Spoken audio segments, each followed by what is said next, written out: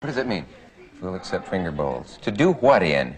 Think about it. Joining me now is Mr. Dick Cavett. His Tonight Show credentials date back to 1961, when he snuck onto the set and handed an envelope of jokes to host Jack Paar. Needless to say, he got the job.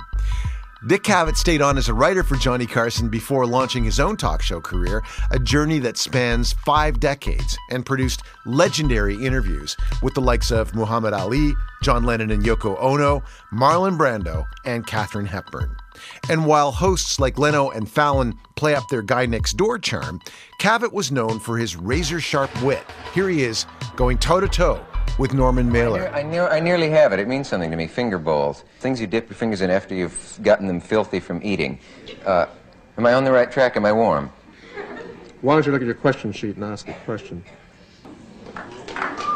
Hey, could I talk to the audience for a Why moment? don't you fold it 5 ways and put it where the moon don't shine? Dick?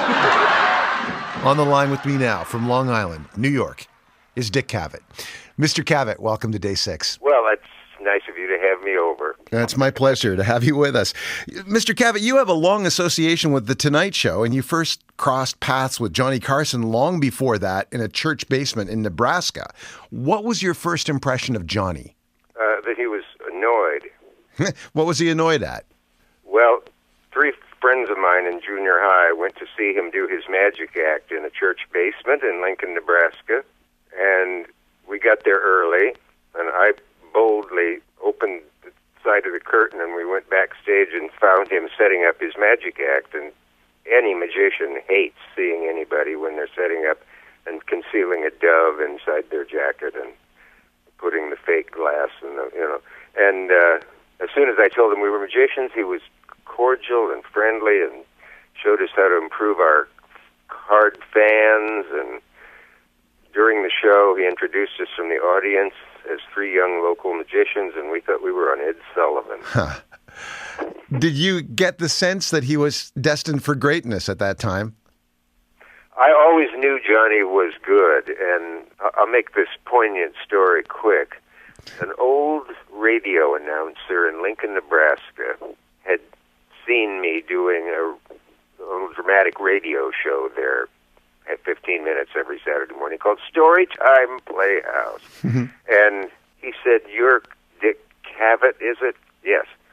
I've been watching you. You're going to get up and out of here the way Johnny did." And then he added, he was a big star on Lincoln radio, and he said, "I've gone as far as I'm going to go. I've realized that." And there was sort of envy and sadness and friendliness and a whole combination of emotions in this. And then, as everybody knew he would, Johnny got to New York, got a game show fairly soon, another show first that went off, and the rest is history. And you ended up as a joke writer for Jack Paar on The Tonight Show in 1961. Well, luckily I didn't end up there, but I started there. Mr. Cavett, do you remember the first joke that you wrote for Mr. Paar? Well, it was inadvertent in that the stuff I cornered him in the hall and handed him included a line that he ad-libbed during the show. Huh. And it was about the first of the hijacking of ships was taking place at the time. They called it the pirate ship in the news. And a woman in the audience happened to say to Jack, "Hey, how about that pirate ship?" And he said, "Imagine the passengers hearing, 'Attention, please, this is your pirate speaking.'"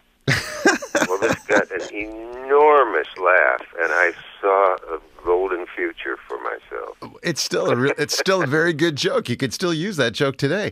Yeah, it's not bad. All we need is another pirate ship. So you hosted The Tonight Show in 1962 when Johnny called in sick. And there's a legend that NBC censors took issue with one of the jokes in your very first monologue. Is that true? How did you find that? It's a story that's floating around showbiz annals. Yeah, I tried to remember that earlier this year, and I think I have it. Okay. It had to do with the story about somebody, maybe on the air, who took a sip of Coke quickly, choked on it, and it snorted down his nose on camera. And I said, that's the first time Coke's traveled in that direction in this town in a long time. Well, the prissy old bag, Johnny called her Priscilla Goodbody, as I remember, decided that was too bold and drug humor. And so what they did was they didn't cut it out. Huh. It was mind-bending. I watched the show, and they heard me say, that's the first day I can take a breath in this town for a while. They pixelated the syllables,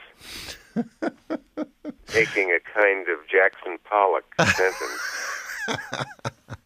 And, of course, the audience at home wondered if they were having a minor stroke or something. Well, everyone remembers your show as being unpredictable. The Dick Cavett show, people storming off the set. There were arguments. There were rock stars. Some of my favorite rock stars on the show appeared to be stoned out of their mind. And Salvador Dali showed up with an anteater on a leash. Do you think Well, you have done your wicked homework. Well, we were fans of your show, and many people are watching it now on DVD. But I'm wondering, when you look at the talk shows of today, do you think that they play it too safe?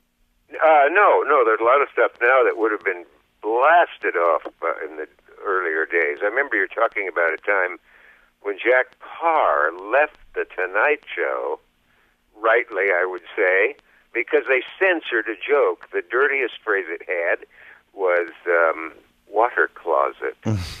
So, yeah. But do you think a show like yours would, given the rhythm of it, the feeling of it, the different mix of guests that you had on, the way conversations were allowed to unfurl on it, do you think it could exist today?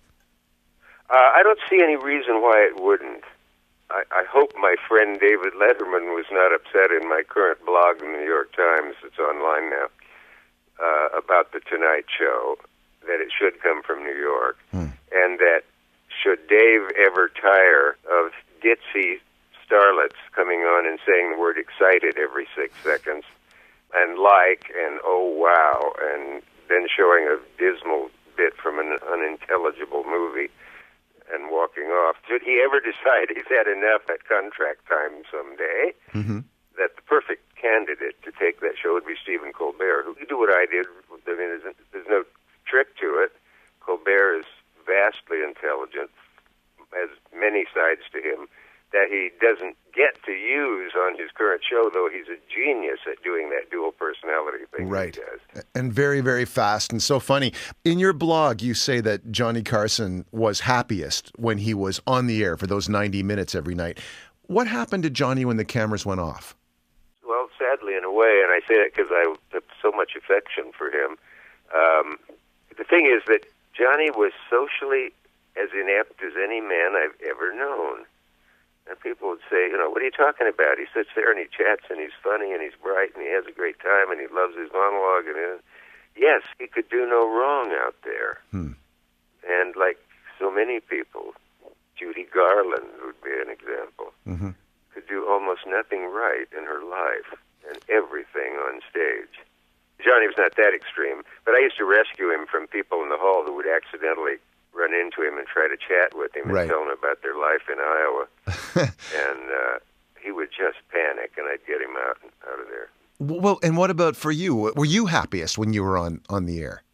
I'd say I was happier off than Johnny was. There was a lot of sad stuff in that wonderful American Masters documentary about Johnny. Yeah.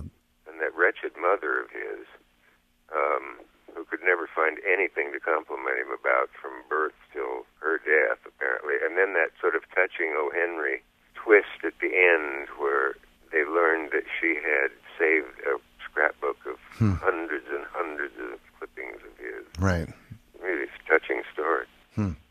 I love the idea that he continued to send jokes to David Letterman, and Letterman would use them often without revealing their source. And so he became a comedy writer. A wonderful story. Do you understand that impulse to stay in the game after? Absolutely. He did not want to quit when he did. And I think he just liked the idea of, David being his destined, everybody thought, to get the Tonight Show, including Dave. And Johnny liked being in the game.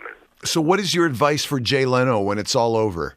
Well, I doubt it'll be all over for him. He has a thriving career, as a stand-up in Vegas. And I saw that item in the paper that it may be a fact that he has banked all his Tonight Show earnings. I've heard that too. And lived on his Vegas earnings, which are bigger than his Tonight Show earnings. Before we say goodbye, the film critic Roger Ebert passed away this week. Did your paths ever cross? Yes, Roger Ebert. Yes, absolutely.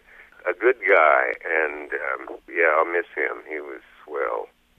Well, we miss your show, Mr. Cavett, but... How come it's never Dick Cheney? I'm sorry. I didn't say that. Someone grabbed the phone from me and yelled that into it. A pleasure to talk to you, Mr. Cavett. Thanks for being with us. Too. Take care. Thanks. That was Dick Cavett. This is Day 6. Day 6. Like us on Facebook and follow us on Twitter. We're at CBC Day 6.